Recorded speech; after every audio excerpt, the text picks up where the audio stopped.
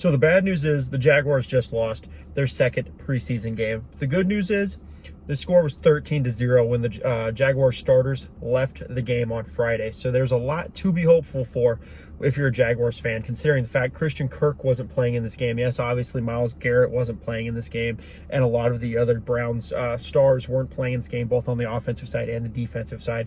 But still, it looked like a competent offense.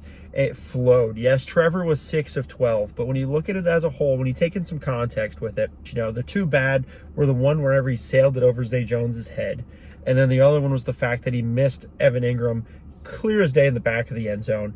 Easy touchdown if he had thrown the ball, but unfortunately he throws it into what I thought looked like triple coverage. But overall, Trevor had a good game. The offense flowed. When you take in the context of the situational things that he was doing, in my opinion, he had a good game. I'm not going to say he had a great game. I'm not going to say he played a perfect game. He had a good game.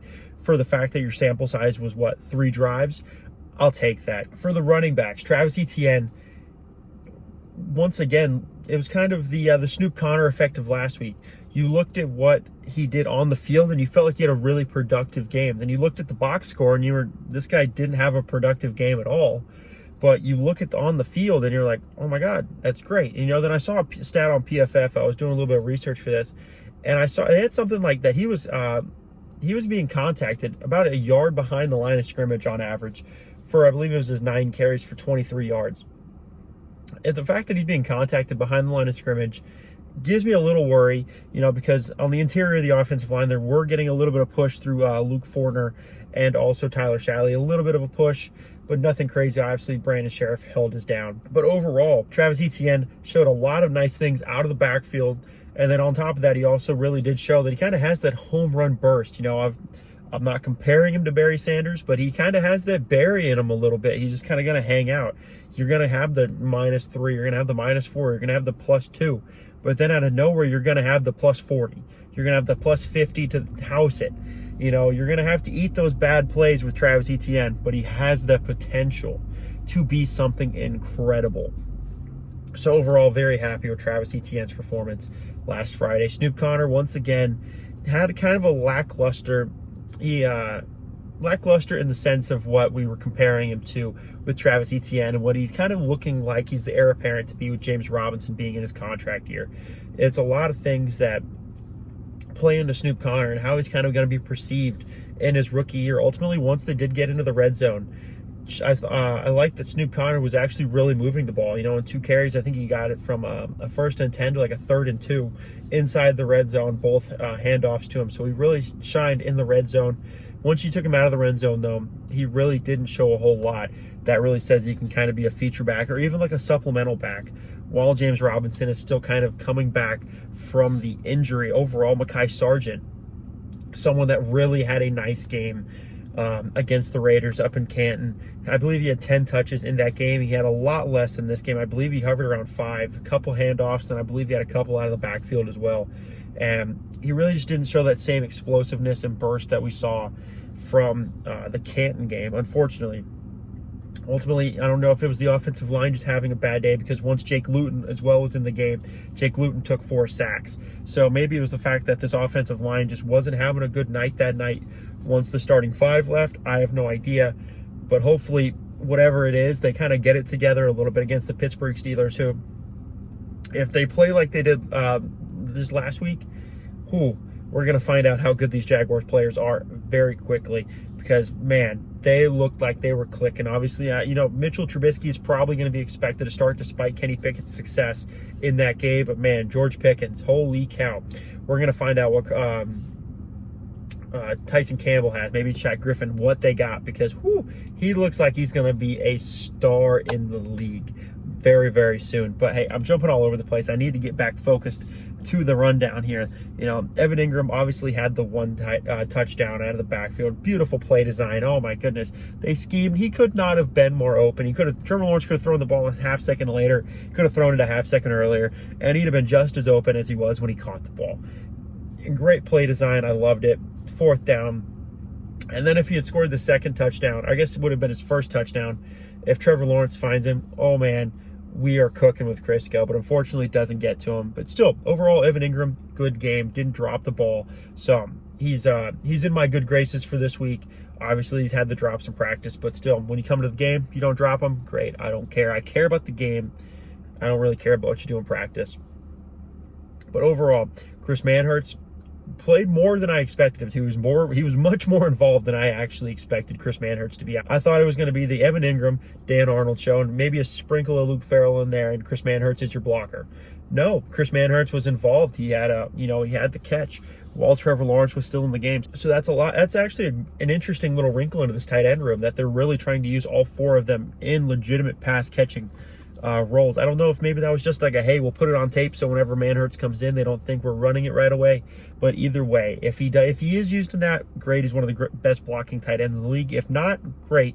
He's another pass catching tight end the Jaguars can use. Despite not having Kirk, I think Zay Jones was absolutely the number one. I think you could really make the argument with how well they've been clicking throughout this that Zay Jones is probably going to be the X. He's probably going to be the number one target, despite having Christian Kirk on the roster, who is, if asked me 3 months ago, I'd have told you Christian Kirk was the best receiver they had. After what I've seen from the training camp highlights and then what I've seen from the one game, there's the argument to be made that Zay Jones might be contending for that number one wide receiver spot. Laquan Treadwell did have that really nice dig route. I believe it was on like a 3rd and long. He found the soft spot in the zone. He's just kind of found it and he sat down in it. And it was an incredible play. He immediately gets it, turns upfield. He knew where the sticks were. He sits down right beyond him, gets the ball, gets the first down, keeps the chains moving. It was an incredible play by Laquan Treadwell, and I would really like to see a lot more of that in the future from this wide receiver room as a whole, because last year they were abysmal. And even if you can have slight progressions in the training camp, in preseason games, progress is progress from a team that was arguably one of the worst, if not the worst, in all of the National Football League last year with Trevor Lawrence. So very exciting things to see from this wide receiver room coming forward. Now, Cam Robinson was Cam Robinson. He did his job. He didn't get anything crazy. He didn't do anything nuts. They didn't really call his name, which is honestly a good thing. I don't want the linemen's names called unless they're talking about how he just absolutely pancaked some guy into the dirt. But they didn't call his name at all. So good news. Like I said earlier, I think Fortner and Shatley kind of let in some interior pressure a little bit. Brandon Sheriff. He's one of the best, if not the best, Jaguars on this roster.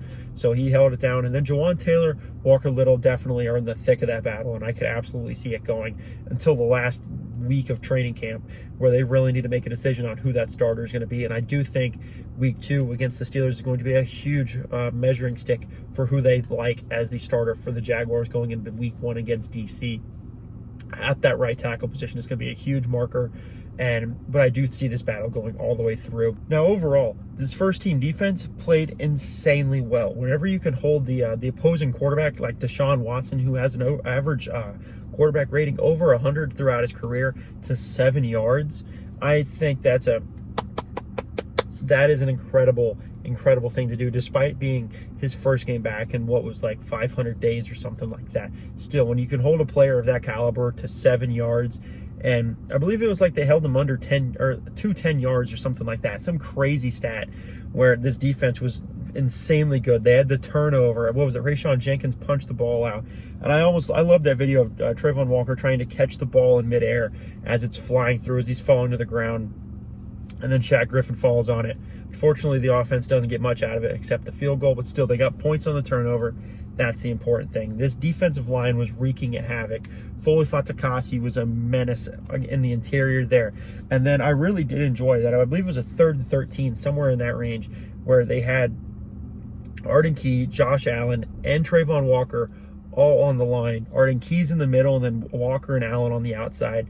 And I believe that was also the play that Trayvon Walker had to get held so he didn't destroy Deshaun Watson, and then Josh Allen was coming in right behind it for that cleanup. So it was an incredible play all around between the three of them, really getting a lot of pressure onto Deshaun Watson. So I could not be more excited to see what kind of other things Mike Caldwell really and Brenston Buckner get going for this defensive line, along with the blitz packages they can manufacture. Even if they can manufacture it with just the guys they have along the line, they don't even need to bring in the linebackers, Oluwakin and Muma/Lloyd, whoever it might be for that game. And then on top of all of that, Roy Robertson Harris is someone that some Jaguar fans aren't really too happy with. They really do think he needs to show a lot more. He was making impact plays. He was getting pressure along the line, and he was really just one of the defensive linemen just wreaking havoc, getting to the backfield, making Deshaun Watson uncomfortable, getting after the running backs.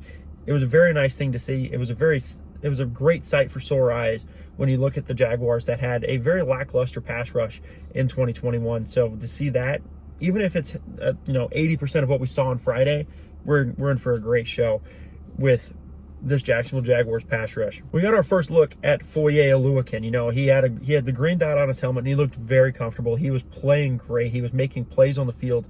And then Chad Muma was alongside of him, in lieu of Devin Lloyd, who was still out with the hamstring.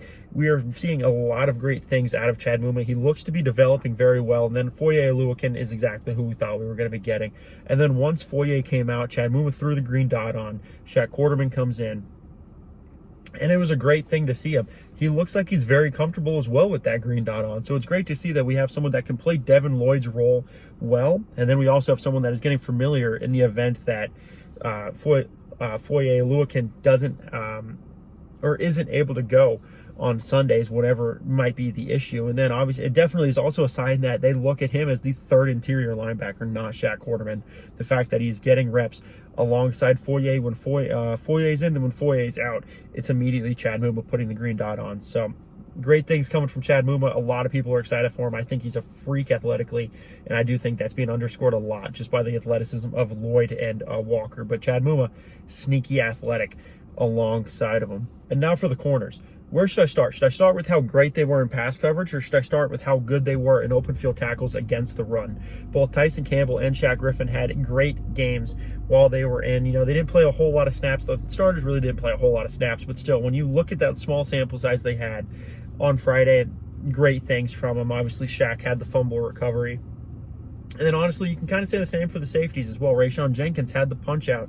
So this back half of this defense looked incredible on Friday, and they're going to have a big test coming up against the Pittsburgh Steelers. Deontay Johnson, Chase Claypool, George Pickens now is someone they need to worry about. And then obviously Najee Harris could be someone coming out of the backfield. Maybe they line him up like they do Travis Etienne. There's a lot of factors going into this game against the Pittsburgh Steelers, which I will do another video about, breaking down what to watch for in that one. But overall, there was just a great sense of belonging, and like they knew what they were doing and they were actually getting after it from the secondary, from the defense as a whole. And you could really kind of feel that as well from the offense. But once those starters left the game, oh man, it was like a light switch went off, and they didn't know what to do. They were just getting blown out. The game was 13-0, and then once the starters left the game, it was 0-24 for the Browns. The Browns scored 24 unanswered after 13 unanswered by the Jaguars.